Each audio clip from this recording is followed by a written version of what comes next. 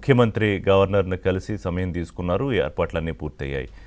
అయితే బీజేపీ దీని మీద తీవ్రమైన అభ్యంతరం వ్యక్తం చేస్తోంది. ఉప ఎన్నిక సమయంలో కేబినెట్లో మంత్రిగా ఎలా ప్రమాణ స్వీకారం చేసే అవకాశం ఇస్తారంటూ election commission state CEO complaint చేయడం సుదర్శన్ రెడ్డికి, దాన్ని ఆయన కేంద్ర ఎన్నికల సంఘానికి పంపించడం అయిపోయింది. బట్ అది పెద్దగా ఇబ్బందికరం అవుతుంది అని అయితే అనిపించట్లేదు. ఎందుకంటే ఈసీ అభ్యంతరం చెప్తే కనుక ప్రమాణ స్వీకారం అవ్వదు. దీనికి కాంగ్రెస్ పార్టీ ఏం చెప్తోందంటే, రాజస్థాన్లో గతంలో ఒక ఉప ఎన్నిక టైంలోనే సురేంద్ర పాల్ సింగ్ అనే ఆయన బీజేపీ మంత్రివర్గంలోకి తీసుకుంది. అది ఉప ఎన్నిక సందర్భమే. అప్పుడు లేని అభ్యంతరాలు ఇప్పుడు ఎందుకు వస్తాయని. సరే, ఇది టెక్నికల్ అంశం. ఉంటుందా ఉండదా అని దాదాపుగా అయితే ఖరారు అయిపోయింది. కానీ అభ్యంతరం ఏమిటి బీజేపీకి? అలాగే కాంగ్రెస్ పార్టీ సరిగ్గా ఉప ఎన్నికల సమయంలోనే అజారుద్దీన్ ఎందుకు మంత్రివర్గంలోకి తీసుకోవాలనుకుంటోంది? దీని మీద బీఆర్ఎస్ విమర్శలు కూడా ఏంటి అనేదే ప్రధానమైన చర్చ. ఇప్పుడు సుమారుగా 4 లక్షల మంది ఓటర్లు ఉన్న జూబ్లీహిల్స్ నియోజకవర్గం, మాగంటి గోపీనాథ్ హఠాన్ మరణంతో ఉప ఎన్నిక అనివార్యమైంది. అక్కడ బీఆర్ఎస్ సిట్టింగ్ సీటు వారి భార్య మాగంటి సునీత అభ్యర్థిగా బరిలో ఉన్నారు. మరోవైపు కాంగ్రెస్ పార్టీ నుంచి అనేక భర్జనలు మల్లగొల్లాల తర్వాత నవీన్ యాదవ్కి కాంగ్రెస్ పార్టీ టికెట్ ఖరారు చేసింది. ఒక దశలో అజారుద్దీన్ కూడా అక్కడ టికెట్ ఆశించారు. చాలామంది ఆశించారు ఆశావహులు కాంగ్రెస్ పార్టీలో. అజారుద్దీన్ కూడా టికెట్ అక్కడ ఆశించారు. అయితే అప్పటికే ఆయనకి ఎమ్మెల్సీ ఖరారు చేసింది. బట్ ఆ ఎమ్మెల్సీ కూడా టెక్నికల్గా ఇంకా లీగల్గా ఓకే కాలేదు. సో ఇప్పుడు ఆయన మంత్రి చేసినా కూడా మళ్ళీ ఏదో ఒక కోటాలో 6 నెలల్లో ఆయన ఎమ్మెల్సీ చేయాలి. అయితే అజారుద్దీన్ ఆయన ముస్లిం కాబట్టి ఇక్కడ జూబ్లీహిల్స్ నియోజకవర్గంలో దాదాపుగా 30%, అంటే 4 లక్షల ఓట్లలో 30% అంటే సుమారుగా దగ్గరగా ముస్లిం మైనారిటీ ఓట్లు ఉన్నాయి కాబట్టి అజారుద్దీన్ని మంత్రివర్గంలోకి తీసుకుంటున్నారు అనేది ఇప్పుడు బీజేపీ తాలూకా అభ్యంతరం. ఇప్పటికీ ఎంఐఎం పార్టీ పూర్తి స్థాయిలో కాంగ్రెస్ పార్టీకి సపోర్ట్ చేస్తోంది. ఆ మాటకు వస్తే నవీన్ యాదవ్ కాంగ్రెస్ పార్టీ అభ్యర్థి, గతంలో ఎంఐఎం నుంచి పోటీ చేసిన అభ్యర్థే. సో కిషన్ రెడ్డి ఏమంటారంటే, మీ పార్టీ అభ్యర్థిని కాంగ్రెస్ పార్టీకి అద్దెకిచ్చారు, అసలు ఆయన చెడపురుగు కూడా అని అన్నారు ఎంఐఎం పార్టీని. రాజ్యాంగ వ్యతిరేక శక్తి అని, అసలు దేశంలో ఉండకూడని పార్టీ అని చాలా కామెంట్స్ చేశారు.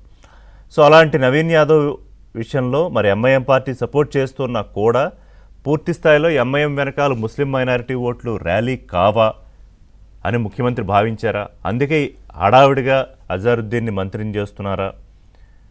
పైగా ఆయనకు ముస్లిం మైనారిటీ శాఖ బాధ్యతలతో పాటు హోంశాఖ కూడా ఇస్తారని ప్రచారం జరుగుతుంది. ఎంతవరకు వాస్తవం తెలియదు మనకి, ఇవన్నీ స్పెక్యులేషన్సే.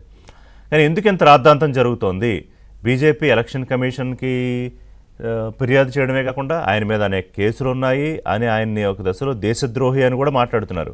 ఏది, ఆయన గతంలో క్రికెట్కి సంబంధించి కొంత వివాదాల్లో ఇరుక్కోవడము, ఆయన మీద పూర్తిగా జీవితకాలమైన నిషేధం, క్రికెట్ ఆడకుండా ఉండడం, ఇవన్నీ అంశాలని ఇప్పుడు బీజేపీ తెర మీదకి తీసుకొస్తోంది. సో నవీన్ యాదవ్ అని గతంలో రౌడీ షీటర్ అన్నారు.